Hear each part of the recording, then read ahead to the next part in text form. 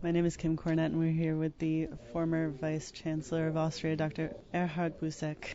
My first question is on tourism.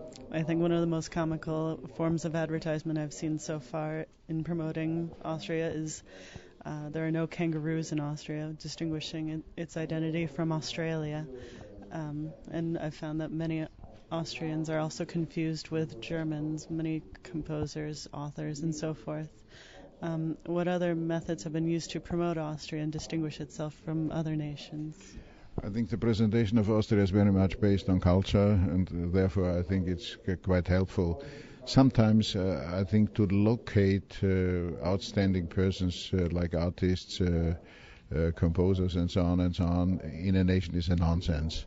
Because what they are producing is always a mixture of the experience out of this time. For example, Mozart was writing an opera, Seduction out of the Serail, with a lot of Turkish music in, Janitshar's music. Franz Schubert has written a Turkish march. So far, I think it's not possible to identify and to nail it down on the national level. It's very interesting. My next question is on the arts industry. The arts industry promotes, it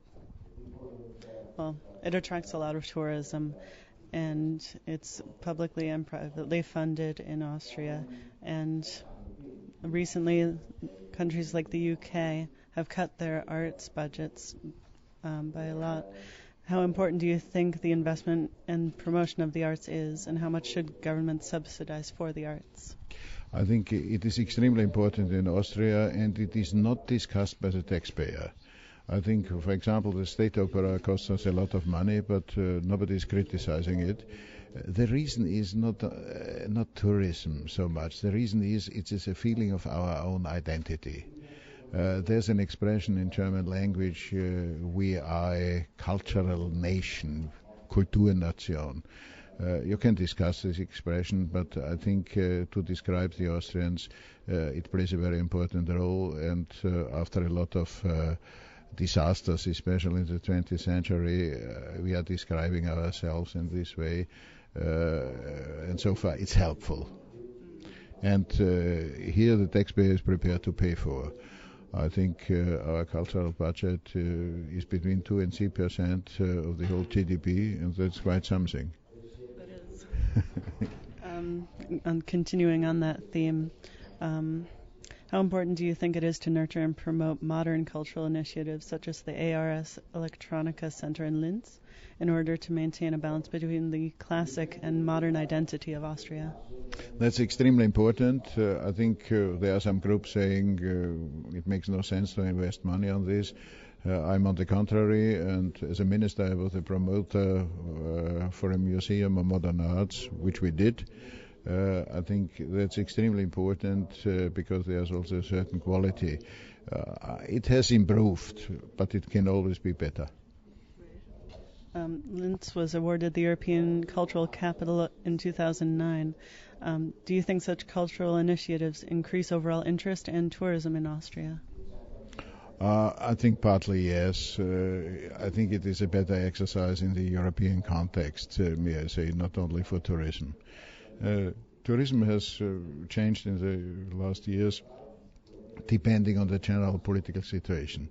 So far, I think by the economic difficulties, tourism from Germany or Great Britain or Netherlands has gone down, and we have a lot of Russians as tourists.